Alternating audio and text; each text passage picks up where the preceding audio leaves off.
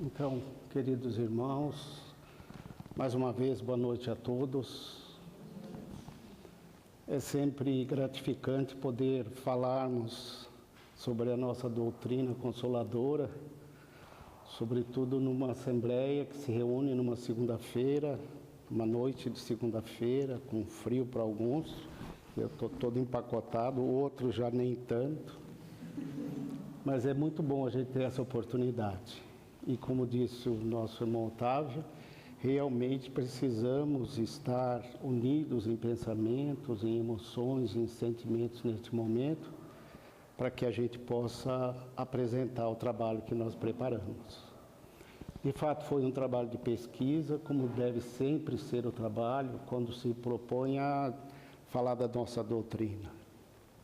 É claro que o nosso entendimento pode divergir do entendimento de um ou de outro, e aí fica a nossa rogativa para que, caso tenha opiniões diferentes, tenha alguma crítica, tenha alguma contribuição a dar, pode fazer através do e-mail do núcleo. Se ficarem dúvidas ou informações, da mesma forma pode questionar, que nós vamos buscar responder a todos. E da mesma forma, se entenderem que durante a exposição algum questionamento, alguma pergunta possa ser feita, fiquem à vontade, ok? Falar de mediunidade e obsessão na infância e adolescência foi uma escolha que nós fizemos por conta de situações que a gente tem vivido, sobretudo no trabalho de atendimento fraterno da Casa Espírita. É comum a gente receber pais, jovens, adolescentes, vivenciando situações que geram conflito, dor, e que buscam na Casa Espírita respostas que muitas vezes está exatamente no tema mediunidade e obsessão. É claro que a obsessão na infância é menos comum, mas também acontece. E nós vamos ver que nos dias de hoje, esse processo é ampliado por conta dos recursos disponíveis para a criança de qualquer idade, que nem sempre tem um adulto a cuidar daquilo que ela vê ou participa, né? Vocês vão perceber aqui, e eu já quero antecipar, que antigamente, para a gente realizar esses trabalhos, exposição de um tema ou outro, a gente usava um montão de anotações, a famosa cola, para poder ajudar a gente seguir um roteiro, porque nem sempre é possível você decorar tudo aquilo. Hoje a gente já dispensa isso, porque nós temos um recurso eletrônico que facilita. Então, as próprias imagens, os próprios slides, são exatamente a cola que nós fazemos para desenvolver o assunto. O que fica mais fácil e também fica registrado. A gente, às vezes, não fala tanto fora do tema, tá? Então, nesse sentido, vocês vão perceber que as projeções são bem... contém bastante informação. Ok? Quem é a criança, né? Quando se pensa em termos materiais, a criança, ao nascer, é um serzinho com traços físicos dos familiares, traz uma herança genética, possíveis deficiências ou aptidões, peculiaridades de sua personalidade e um projeto de vida, às vezes muito mais idealizado pelos pais. De um modo geral, as crianças são iguais nesse sentido, olhando pelo aspecto material. Mas será diferente no aspecto espiritual? Para nós, da doutrina, o que nós temos a consciência? Que a criança é um espírito reencarnado, que já viveu várias existências, e ele está trazendo a cada nova reencarnação as suas experiências do passado. Ele traz em si o germe da perfeição, que veio do Criador. ele traz em si o acervo de conhecimentos e conquistas anteriores que vão ficando acumuladas na mente espiritual. Então ele não é apenas um serzinho que traz aqueles traços da família física. Não, ele é um ser que pode ser totalmente diferente daquele ambiente familiar, porque ele é um espírito que pode estar naquele momento participando daquela família por conta de algumas necessidades. E Allan Kardec perguntou aos espíritos qual era a utilidade do espírito ter que passar pelo estado da infância. E aí vem a resposta na questão 383 do Livro dos Espíritos. Encarnando com o objetivo de se aperfeiçoar, o espírito, durante esse período, é mais acessível às impressões que recebe, capazes de auxiliarem o adiantamento para o que devem contribuir os incumbidos de educá-lo. Ele está dizendo para a gente da responsabilidade do adulto e não só o pai e a mãe, porque ele está usando incumbidos de educá-lo. E essa incumbência vai muito além do pai e da mãe. E muito além, às vezes, da família física, consanguínea. Né?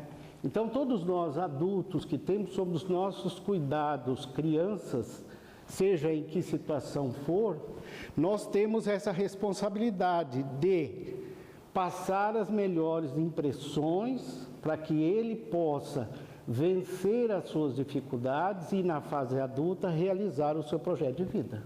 Né? E o que é a mediunidade? É uma faculdade inerente ao espírito, radicada no organismo físico, que permite a ele a percepção, em um grau qualquer, da influência dos espíritos. Essa faculdade, tal como a inteligência, consciência, força de vontade, memória, ver, ouvir, é comum a todos os espíritos, a todos os encarnados. É uma faculdade do espírito, inerente ao espírito, que vem se expressar no organismo físico. Né?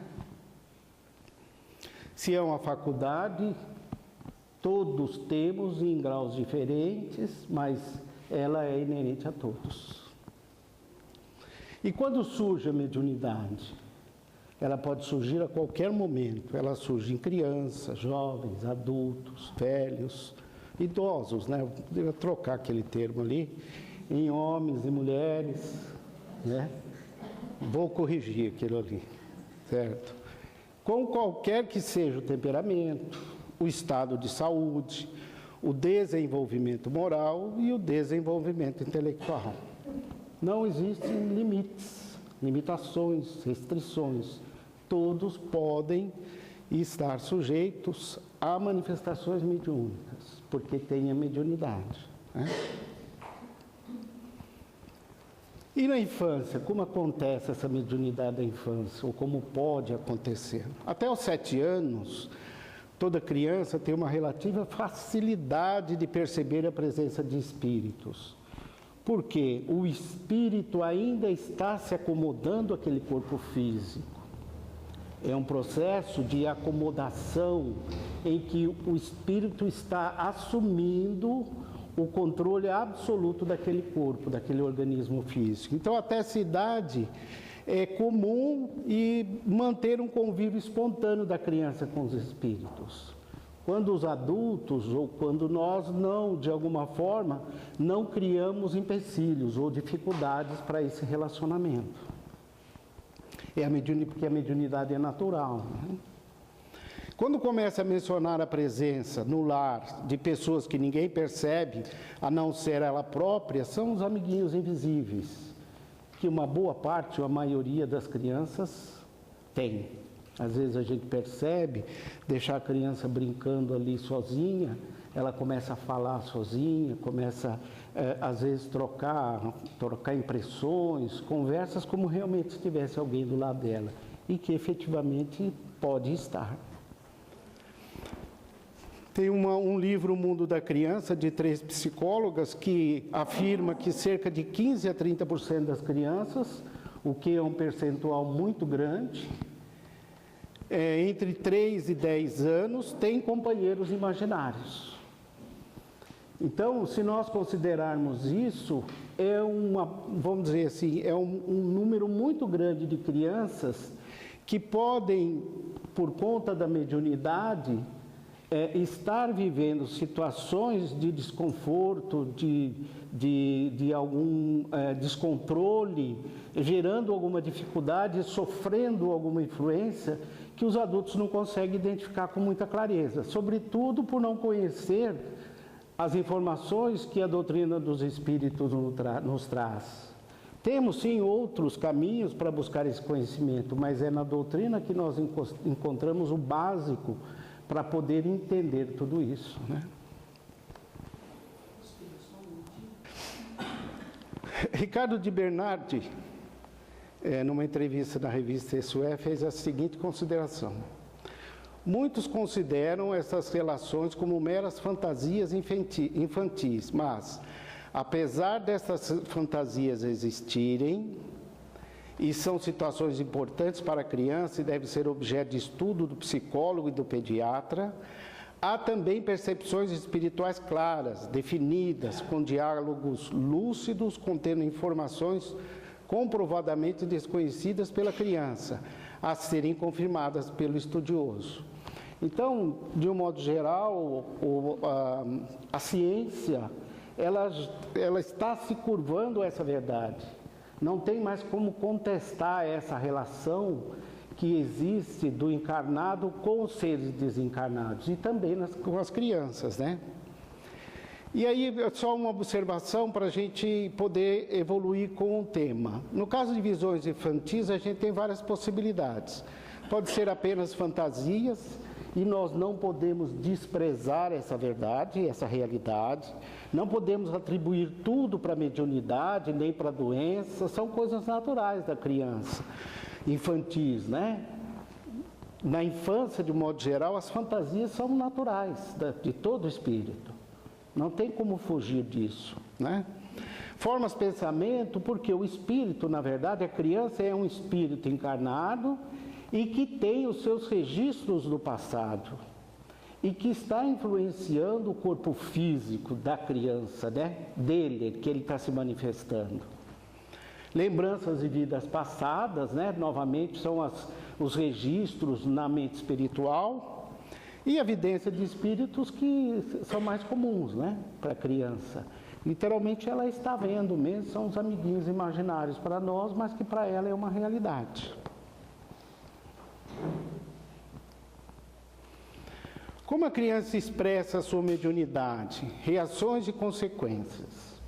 Aqui nós vamos apresentar uma lista de situações com itens que entendemos, selecionamos como mais comuns e que são mais essenciais no dia a dia que a gente tem encontrado nos trabalhos, como eu informei antes, sobretudo de atendimento fraterno, as preocupações dos pais em relação à conduta dos filhos, que nos remete a essa situação de mediunidade, né?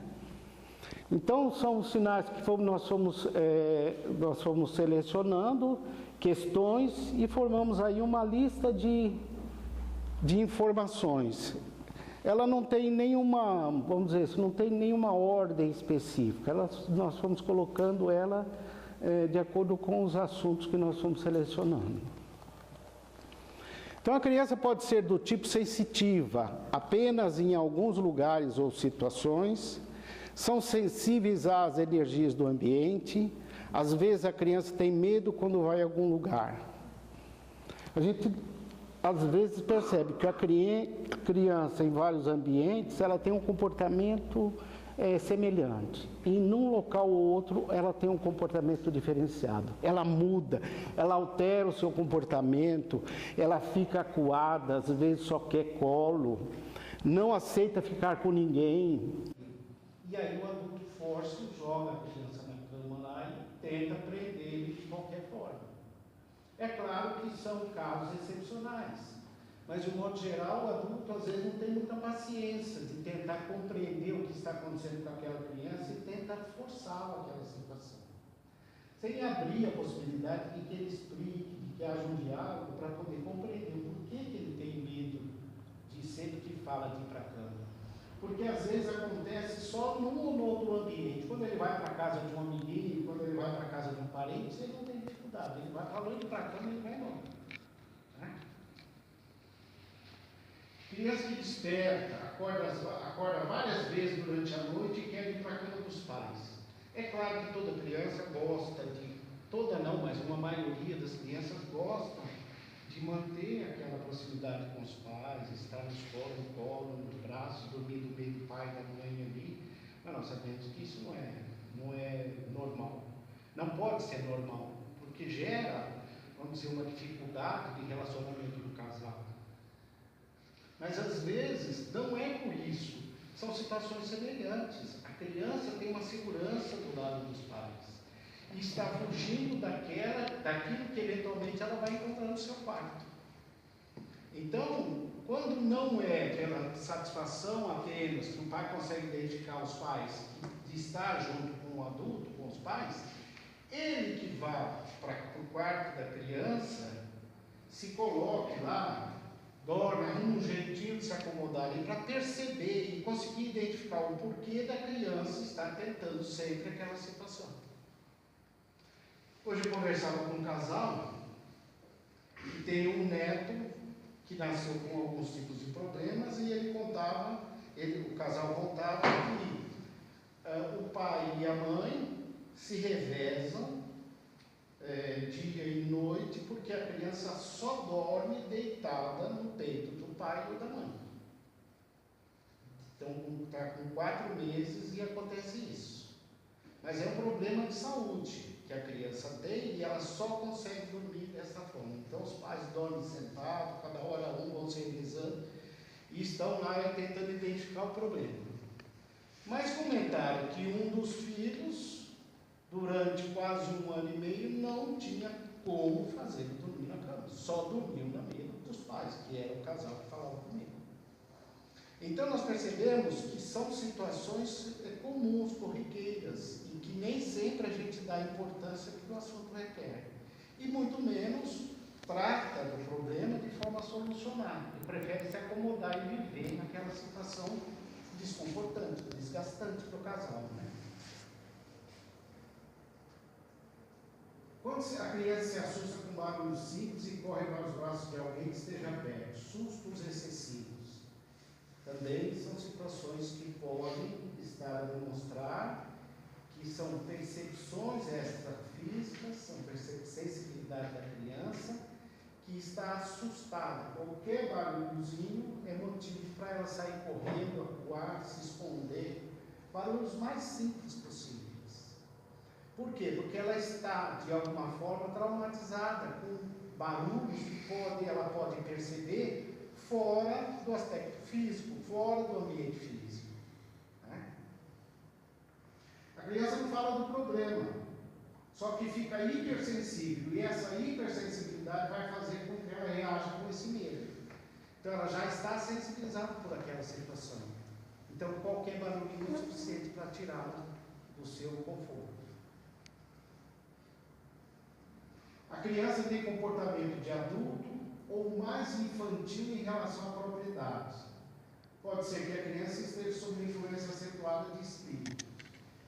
É possível que a gente encontre crianças, e se a gente buscar pelo nosso relacionamento familiar, pessoal, social, a gente vai lembrar e conseguir identificar esta ou aquela criança que tem um comportamento destoante com a sua idade física. Então, ela ou é mais adulta, tem um comportamento mais adulto do que crianças da mesma idade, ou ao contrário, tem um comportamento mais infantil do que a idade poderia representar de forma mais natural. Muito sensível, muito tímida, muito manhosa, sensível a quase tudo, vulnerabilidade e sensibilidade com as coisas do dia a dia. Quer sempre estar perto de alguém. Se tiver irmãos, a gente compara os comportamentos e a gente vai perceber que existe uma diferença muito grande. É natural que os espíritos são diferentes, então pode ser. Mas essa sensibilidade excessiva, essa timidez, esse medo, essa manha excessiva, pode ser a influência que esteja recebendo de entidades espirituais que ela não consegue expressar para a gente. E é possível que tudo isso passe com o tempo. É comum até que isso aconteça.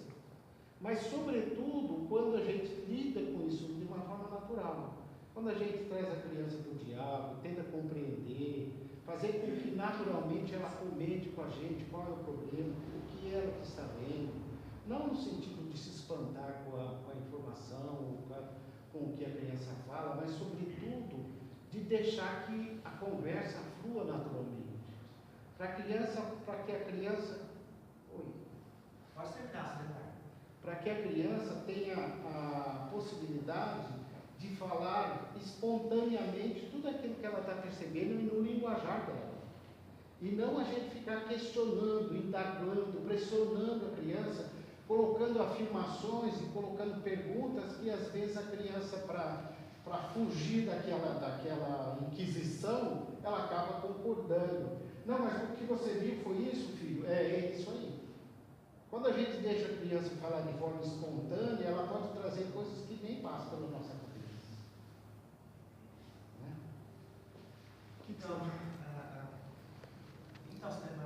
Eu concordo com o que você está explicando. Eu acho que você buscou uma classificação, né, que ela é válida, mas só que eu acho que, como a gente fala de espiritismo, de doutrina espírita e de mediunidade, nós temos que tomar um pouco cuidado, né, com esses tipos, né? Falar, a criança está no colo do pai, então ela tem mediunidade, né?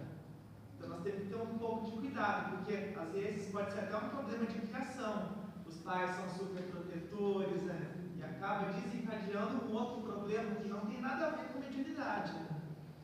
É natural, eu concordo com você. Nós não podemos atribuir qualquer comportamento fora do habitual pura e simplesmente à mediunidade. Não.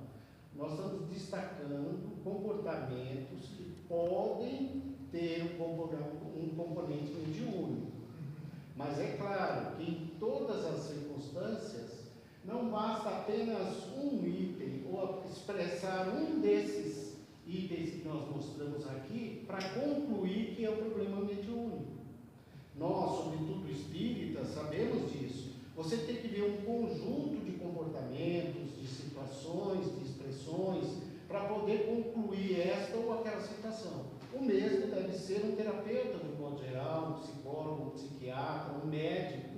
Ele não pode simplesmente chegar por uma informação e já dar o diagnóstico de pronto. Nós, sobretudo, temos essa preocupação. Mas é claro que esses comportamentos, de uma forma ou de outra, somados, ou quando você pega um ou outro naquele comportamento fora do habitual, pode sim ser uma influência espiritual. Tá? Agora, concordo com você, não é garantia de ser. É importante que os pais conversem, né, como nós já falamos, para identificar as dificuldades da criança, deixando que ela se expresse segundo o seu vocabulário, o seu jeitinho e tudo mais. Né? Com isso, procurar identificar se é mediunidade. Então, ou seja, fazendo essa análise, tendo esse cuidado, nós vamos poder identificar se é ou não.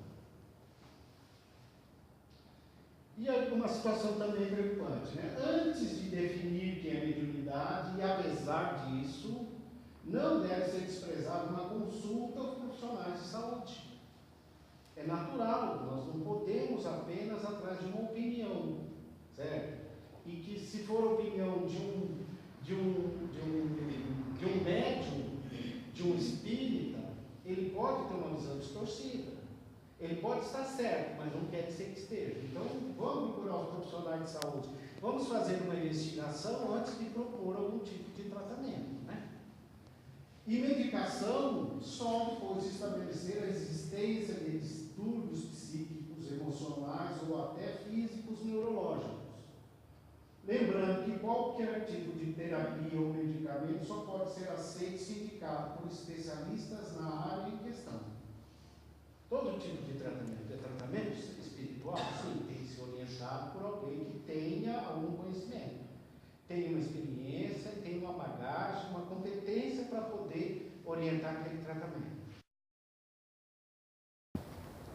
Às vezes a mãe diz ao médico que o filho é muito levado, muito ativo, que dá trabalho, reclama demais, está muito rebelde. Não sei se alguém tem alguma criança, algum filho que por acaso se comportou assim algum dia. Talvez não aqui. E o médico já receita o medicamento, exemplo, Ritalina. Uma mãe que chega para a criança é muito levada, ativo, graças a Deus, né? Ele tem saúde.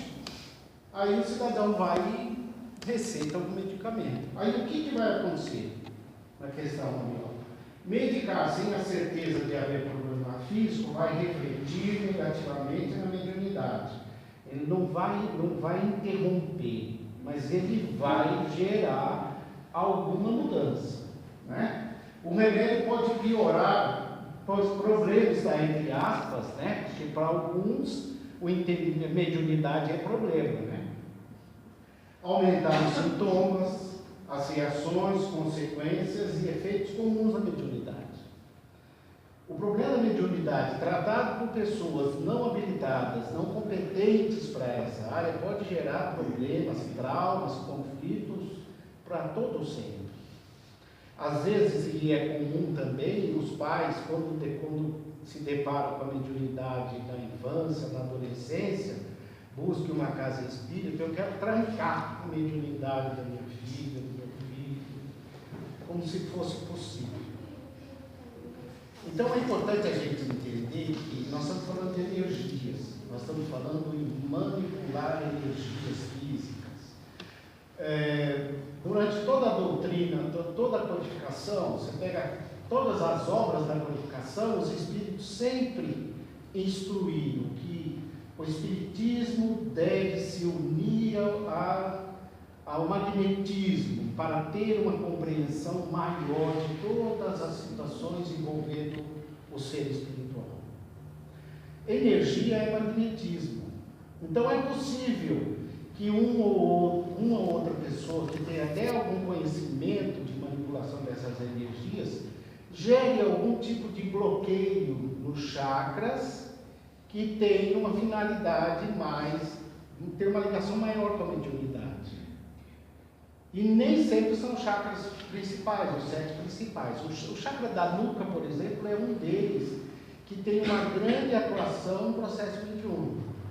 E um processo, um trabalho feito nesse chakra, se for de limpeza, de purificação das energias, de harmonização das energias, vai trazer uma mediunidade mais limpa, mais simples, mais controlada.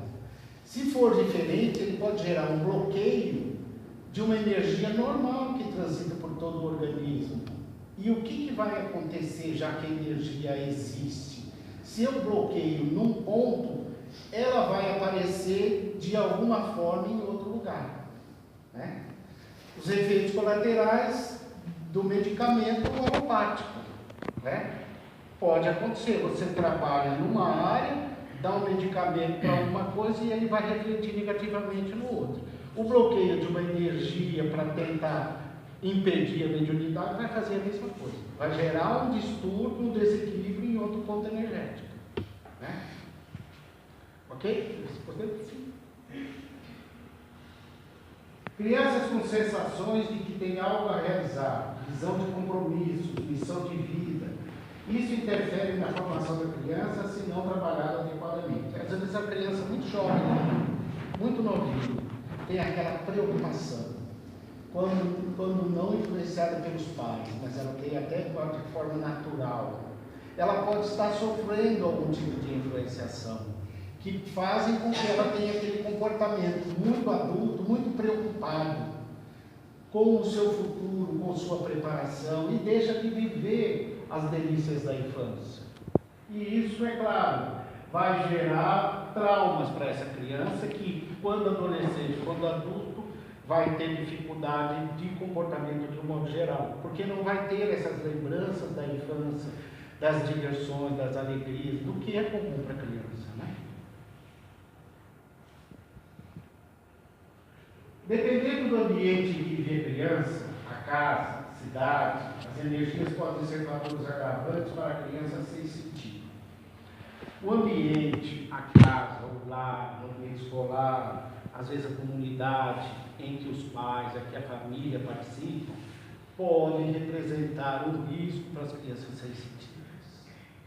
Por quê? O adulto nem sempre está preocupado com a sua forma de agir no grupo quando tem crianças próximas.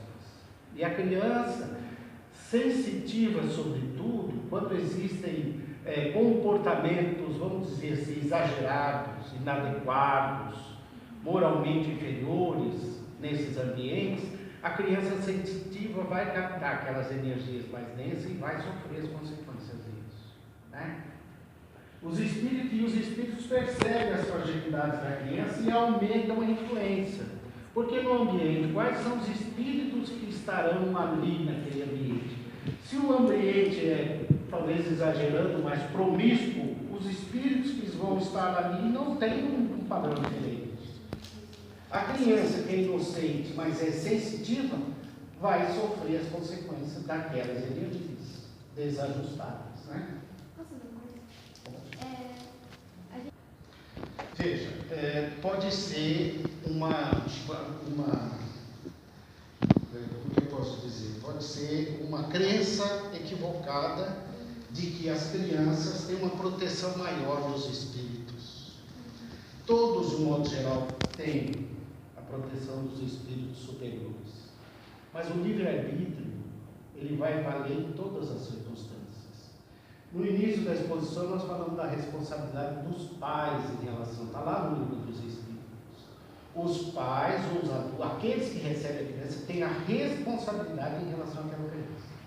Nenhum espírito nasce em nenhum ambiente que não seja próprio para desenvolver aquilo que ele tem como necessidade. E se o ambiente for inadequado, não serão os espíritos protetores que vão impedir o sofrimento daquela criança. E na prática a gente vê isso acontecer. Não pode imaginar que seja uma injustiça uma criança sofrer as consequências das ações do pai que é responsável por ela. E se tudo é perfeição na lei divina, e nós acreditamos nisso, o espírito que nasce num meio que é totalmente deturpado, ele tem alguma necessidade de viver aquela experiência. E ele pode ser o diferencial dentro daquele ambiente. Ele pode se transformar num adulto que modifica a realidade daquela família, daquele meio familiar, fazendo-os progredirem porque percebem que as ações daquela criança que viveu o ambiente todo deturpado é equilibrado, é ajustado, né? Então, não são os espíritos que vão evitar que isso aconteça. A responsabilidade continua sendo nossa. Isso demora. Que todos nós temos como protetores espirituais, espíritos familiares, espíritos amigos, espíritos comprometidos com o nosso processo encarnatório. De um modo geral, nós temos ali, vamos dizer, uma tríade de espíritos preocupados com o nosso caminhar, enquanto encarnados e também desencarnados. E podem ser exatamente parentes, amigos de alguma forma. Mas veja, a influência, o trabalho que ele consegue fazer com a gente, não consegue isolar a criança encarnada das ações dos adultos encarnados que estão do lado dela.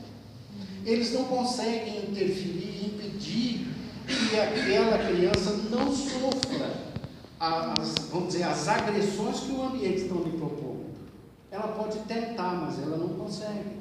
Porque continua sendo o quê? Uma invasão do livre-arbítrio daqueles espíritos.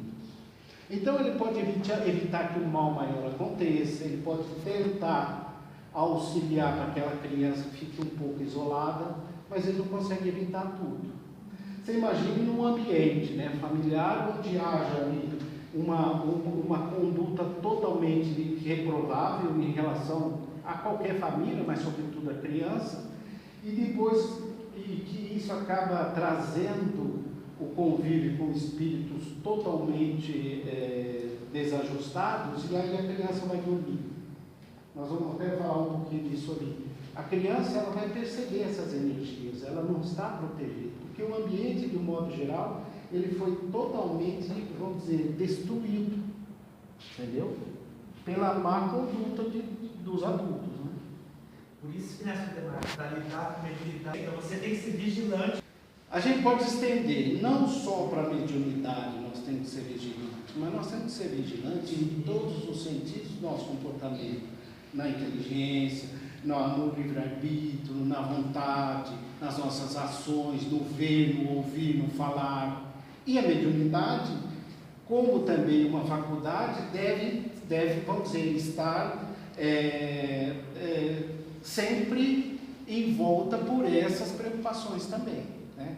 Mas é claro, a mediunidade para nós, humanidade, que está chegando agora aos conhecimentos maiores, nos dá vamos dizer, essa percepção de que, opa, eu tenho que tomar um cuidado maior com a mediunidade.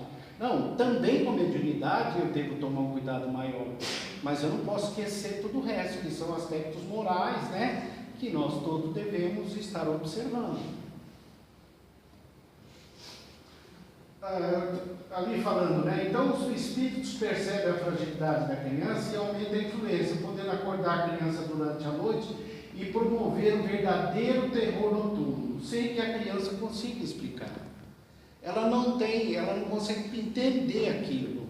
E quando não tem um adulto disposto a ouvi-la, aí se torna mais difícil ainda. Né? A criança fica imóvel, às vezes acorda assustada, fica imóvel, pode estar vendo espírito, transpira, fica mudo. Fatos que podem durar até horas de visões, e isso acaba deixando sequelas para sempre na pessoa. Imagina uma criança num ambiente de festa, de adultos, que é colocada logo para a cama para dar sossego para os adultos. Acorda com esse pavor e sabe que ninguém vai lhe atender. Fica acuada ali, sofrendo aquela, vamos dizer, toda aquela pressão sem ter a quem recorrer. Né? A irresponsabilidade de muitos adultos levam crianças nesse sentido. É importante que os pais tenham condições de tratar com naturalidade sobre isso, ou qualquer adulto que esteja com essas crianças. É essencial o conhecimento. Quando fala de mediunidade, então é essencial o conhecimento da realidade do espírito. Somos espíritos encarnados, sofrendo influências e influenciando o tempo todo. Como lidar com essas influências espirituais? É um conhecimento que hoje não é só do espírita, tem que ser de todo mundo. Né? Porque não é só o espírita que vive essa realidade, toda a humanidade vive. Esses fenômenos também não podem se tornar motivo para nos fazermos de vítimas, a famosa vitimização. Aí a criança tem algum tipo de mediunidade, um comportamento um pouco inadequado, pronto, aí já começa, pai, mãe, tias, avós, já faz aquele auê todo, que é uma vítima, que é isso, que está em contato com o demônio, e vai ajustar a cabecinha de uma criança nessas condições. Né? A gente deve ter uma convivência natural, normal com essas crianças, ter um diálogo aberto, no sentido de compreender o que elas estão vivendo, elas estão presenciando, estão vendo, estão sentindo, né? Porque as crianças dificilmente ficam remoendo qualquer assunto por muito tempo. Se não causar nenhum tipo de trauma, a criança não fica remoendo. Diferente do adulto, né? Que por qualquer coisinha a gente passa dias, horas, às vezes a vida toda remoendo. Porque alguém só deu um pisãozinho no nosso pé, ou tirou um pedacinho da nossa herança lá, pronto, virou um auê. Criança não tem essa coisa. Se a criança tiver esse comportamento de remoer, ou de estar sempre revivendo situações, é porque aquilo gerou um trauma para ela e que precisa ser tratado. Não é natural da criança, né? É melhor levar a criança, como lidar desse assunto? É melhor levar a criança para uma diversão, oferecer um grande sorvete para ela e deixar que ela libere toda a informação, tudo aquilo que ela gostaria de falar. É mais fácil tratado lá numa taça de sorvete de igreja. É mais fácil, ela vai se abrir de forma mais natural, né? Do que botar ela naquele, então filho, conta para mim agora o que aconteceu com você. Não vai ser nada. Né? Mediunidade não é doença. Vamos correr um pouquinho, senão eu não vou falar da obsessão. E na obsessão, como identificar e quais os tipos? A obsessão é uma invasão da intimidade da criança. Falamos de intimidade energética, pois atinge um campo fluídico energético do encarnado. Então, o que acontece? As entidades espirituais invadem o campo fluídico da criança e provocam as reações que nós vamos ver aí. Produz na criança ideias, pensamentos, emoções, reações e outros tantos comportamentos inadequados para a criança. Ou, vamos dizer, inconvenientes de alguma forma. Podem ocorrer através do pensamento ou através das próprias energias da criança. E aí eu fiz questão de observar, quando a gente usa através do pensamento mental somático ou das energias energossomáticos, são termos usados por profissionais que estudam esses fenômenos, essas ocorrências, à luz da parapsicologia, da conscienciologia. Porque a realidade é que todas as crianças, independente de espíritas ou não, sofrem esse tipo de problema. Sofrem, ou seja, tem a mediunidade, certo? E quando vai na casa espírita, ok, nós conhecemos bem o ambiente e sabemos que aqui é um ambiente adequado. Mas tem pais que não buscam esse recurso. Buscam um profissional, um psicólogo, um psiquiatra, que acaba, quando tem um conhecimento espiritualista, acaba fazendo tratamentos por mecanismos diferentes, mas que no fundo reflete o mesmo trabalho que faz a casa espírita. Só que eles não usam os mesmos termos que a gente. Eles não usaram a obsessão, por exemplo, quase nunca. Em nenhum trabalho que você veja nesse campo você vai ver o termo obsessão. Muito menos usar a expressão espírito, consciências extrafísicas, consciências, intrusão mental, são os termos que eles usam. Então, na realidade da vida, do dia a dia de todos nós vamos encontrar esses termos aí, ok? Apenas uma observação, tá? Obsessão por telepatia, vem aquela mente da criança que acaba conseguindo ter um diálogo mental com uma entidade invasora, consciência extrafísica, podendo captar vários tipos de ideias infelizes, como suicídio, sexo, agressões, ofensas. Então, quando o obsessor quer agredir, quer atingir a criança ou seus parentes, ela usa diversos mecanismos, e esse é um deles, né? Essa influenciação telepática. Obsessão por intrusão energética, e aí nós temos duas facetas que a gente pode dividir essa intrusão. Uma que produz um impacto energético e pode gerar um medo, uma descarga excessiva de energia, até uma drenagem energética que vai debilitar a criança.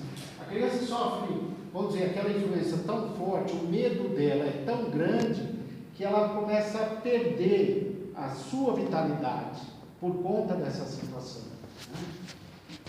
E a outra que provoca um processo energético envolvendo, que chamamos de ectoplasmia. Os espíritos aproveitam das energias da criança, que tem a facilidade de doação de ectoplasma, naturalmente, mesmo não sabendo o que é, e usando essas energias da criança, ele vai provocar barulhos, movimento de objetos, toques na criança.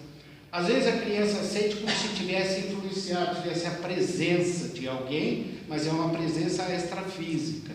Mas nesse caso a criança vai sentir o toque, como se alguém estivesse tocando, né? O que é mais grave, pois consome mais energia da criança. E é claro, né? Nós sabemos que a doação de ectoplasma gera um desgaste maior para o adulto, imagina para uma criança, né? Por isso não é adequado o desenvolvimento da mediunidade na criança, sobretudo a mediunidade em efeitos físicos. Esse é o primeiro cuidado. Pode aparecer objetos no quarto da criança que são materializados por essas entidades, usando as energias da criança.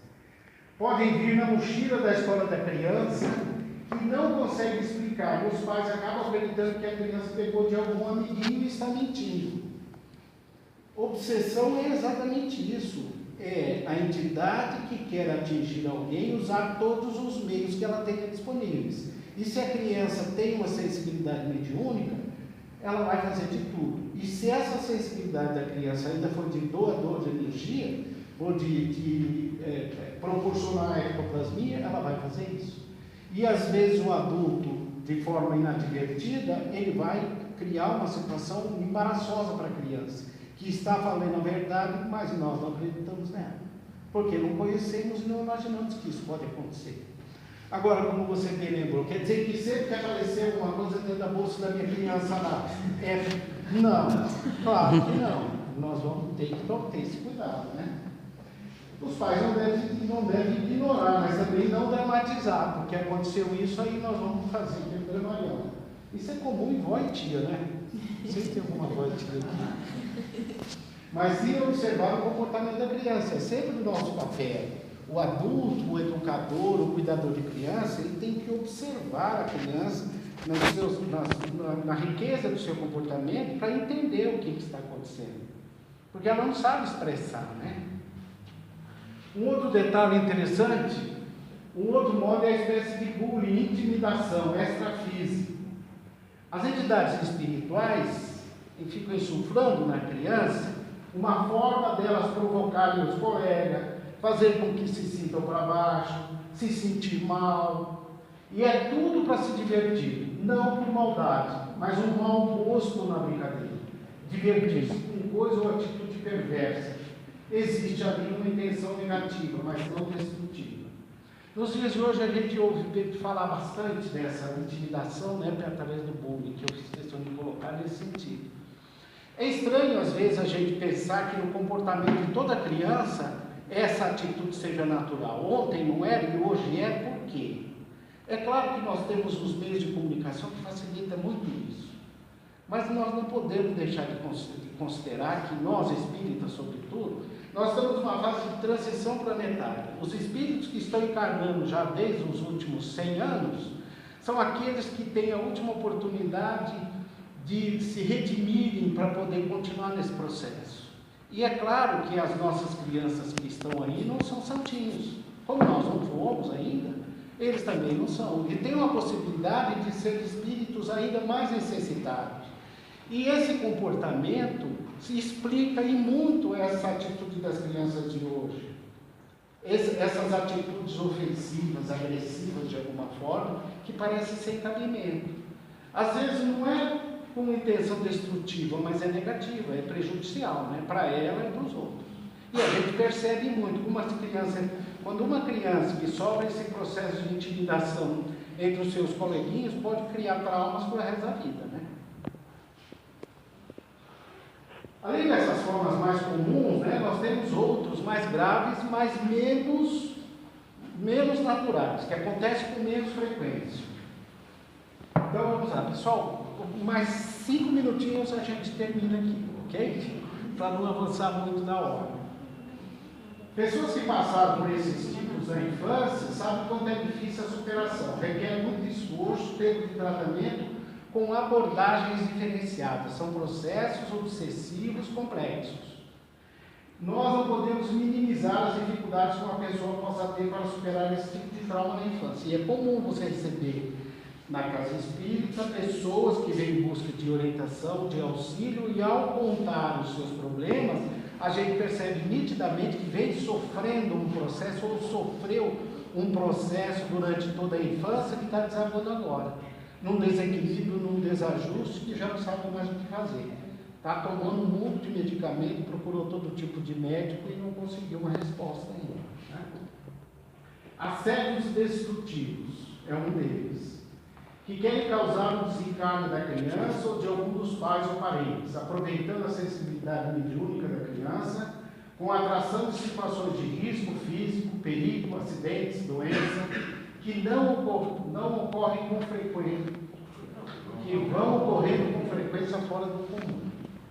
São situações mais extremas, mas que também acontecem. Às vezes a gente percebe que num determinado meio familiar, situações de perigo, de acidentes, acontecem com uma frequência muito grande. E pode estar aí um processo de obsessão. que, ao tentarem alcançar o seu objetivo, os obsessores tentam de todos os meios. Mas aí a proteção espiritual da família, o comportamento da família, vamos dizer, a sua forma de viver na presente encarnação, dá a ela uma proteção maior em relação àquele agressor. E ele tem a dificuldade de atingir o seu objetivo. Não impede, mas ameniza o sofrimento se ele estivesse mantendo o comportamento que provavelmente teve quando gerou aquele inimigo. Né? Assédios sexuais, muito pouco com crianças, na verdade incomuns, porém comuns com adultos. Não é apenas criar um ambiente, energias, atmosferas, com algumas sensações sensuais, influenciações mentais que os espíritos vão induzindo a criança. As entidades estão criando verdadeiros acoplamentos de nível sexual, gerando sonhos, sensações de toque, gerando condições em que a criança fique vulnerável e predisposta a atrair outras pessoas físicas, humanas encarnadas, com padrões de energias também deturpados. Então, dentro do ambiente de energia deturpada, as entidades obsessoras usam esses mecanismos para atingir a criança, que é o espírito objeto da sua obsessão, ou dos familiares, quando não conseguem atingi-los diretamente. Essas ocorrências ganharam espaço nos dias de hoje por conta da disponibilidade da internet, da chamada pornografia. A internet é um veículo fantástico para todos nós, e nós sabemos isso. Às vezes, por um momento ou outro que a gente perde o acesso à internet, a rede caiu aqui, nossa, a gente já fica descabelando. Mas também é uma porta aberta, quando a gente não tem cuidado com as crianças, para que elas tenham acesso a todo tipo de informações. E o que mais roda lá, lamentavelmente, são informações não adequadas. São informações inconvenientes para as crianças. Mas se a gente não tomar cuidado, e a maioria de nós ainda não tem habilidades para criar dentro do seu computador, dentro do celular da criança, usar os recursos que tem para proibir ou impedir o acesso a esta ou aquela informação. Na verdade, nós somos, sobretudo eu digo por mim, eu sou competente para gerar determinada proteção para dar para o meu filho e para a minha filha, porque eu não tenho aquele conhecimento técnico para fazer isso. E do lado de fora, a gente percebe uma criança hoje com 7 ou 8 anos, com uma habilidade para mexer no computador, no celular, fantástica. O que nós não conseguimos, eu não consigo. Né? E às vezes são os próprios pais que têm esse comportamento de navegar por ambientes de sexo ou frequentar lugares para satisfazer seus instintos sexuais depravados, que trazem para o ambiente da criança as energias impróprias para seus padrões ainda puros. Os adultos vão dormir, né, depois de regalado lá com todo tipo de sem medo de excesso, de orgias. Ele vai dormir porque ele não está percebendo, ele não tem nada. Mas a criança sensível vai sofrer as consequências disso. Porque as entidades que os pais ou que os adultos carregam para o ambiente da criança vão criar nela um meio de satisfazer as suas, vamos dizer, as suas intenções depravadas. Mas é sempre importante, não ignorar nem exagerar. Nunca minimize nem acerte as ocorrências com as crianças. Por parar, elas são situações reais. E às vezes você vê uma criança de ter idade, se comportando ali com aspectos totalmente sensuais que até para uma senhora já seria inadequado, uma senhorita já seria inadequado. Imagina para uma criança assim, de 6 anos. E às vezes provocada, induzida ou conduzida pelos pais, né? Para fins de alguma apresentação televisiva ou coisa parecida. O que os pais devem fazer para seus filhos apresentar sinais precoces? Conversar sem alardes, eles a fim de interagem sobre o que sentem ou veem, não negar ou afirmar que a criança não está vendo, negar a realidade que a criança está mostrando para a gente é o maior perigo, né? Evitar derivar a criança de perguntas, dizer a ela que é um privilegiado porque médium tem uma grande missão. Não, nós temos uma grande tarefa, mas missão poucos nós temos, né? Ler e estudar o assunto, isso é importante para poder dar as respostas, porque a criança aceita a resposta do adulto como verdadeira. E se nós fantasiarmos, mentirmos, iludirmos a criança, ela vai acreditar naquilo. E passa a ser verdade para ela. E ela vai brigar por aquela verdade, inclusive quando for adulto. Não, porque ele ensinava assim. E nós sofremos essa realidade hoje, porque as religiões trouxeram para mim informações que não são verdadeiras, mas nós acreditamos ainda, né? Trazer a casa espírita, encaminhá-los para tomar passe, água purificada, evangelização, fazer o evangelho no lar. Deveria ser o primeiro item ali que eu também vou alterar. Isso é essencial. Porque como é que nós purificamos o ambiente que ele está denegrido de alguma forma? Trazendo a luz para ele. O evangelho é a luz que pode modificar todo o ambiente, por mais perverso que seja. Obsessão em crianças é a ação terceira do espírito mal exerce sobre um indivíduo. Apresenta caracteres muito diversos, desde a simples influência moral, sem perceptíveis sinais exteriores, até a perturbação completa do organismo e das faculdades mentais. Está lá no Evangelho, né? Obsessão, a causa profunda, está nas vivências pregressas.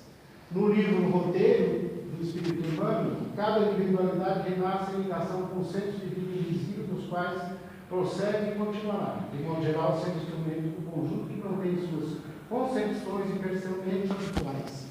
Quando nascemos num ambiente que é propício para a nossa necessidade, não tem espírito superior que vai impedir que aquilo aconteça. A pergunta que você fez. Está aí, nós nascemos, cada espírito nasce no centro de relacionamento espiritual, porque ele tem uma necessidade específica. Né? São fatores predisponentes à sintonia e ao assédio. Enquanto a nova existência terrestre se apresenta difícil e dolorosa, ela é, sem qualquer dúvida, bem mais suportável que os sofrimentos que padeciam antes de reencarnar.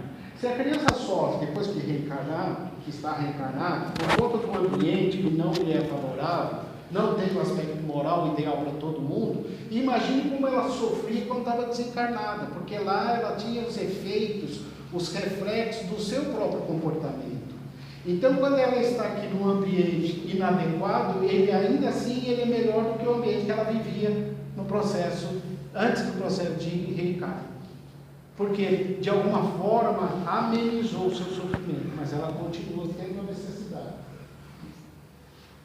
E lá no Manuel Filomeno fala, né, em Trilhas da Libertação, nas palavras do Espírito do Dr. Carmelo de Campos, que não desconhecemos que a obsessão na infância tem um caráter expiatório.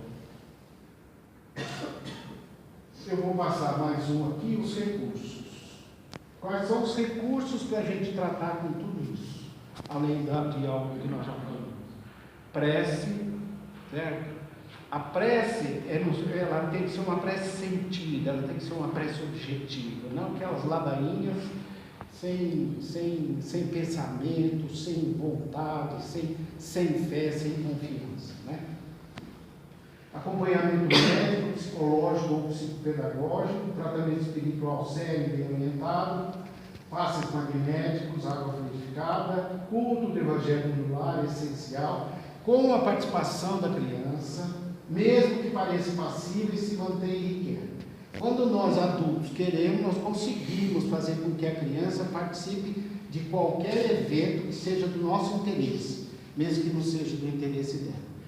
A negociação com um sorvete depois é um caminho quase que infalível, certo? Mas nós temos que usar esses recursos, porque senão não tem como você forçar a amarrar uma criança que vai ficar fazendo o evangelho o tempo todo chorando, esperneando, fazendo dificuldade. Mas é só ali nesse momento que ela está recebendo o tratamento espiritual, inclusive, que é possível fazer, né?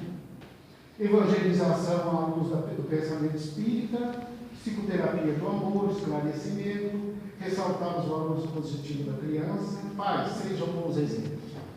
Substituir adultos, cuidadores de crianças, sejamos bons exemplos. Boa noite, obrigado a todos.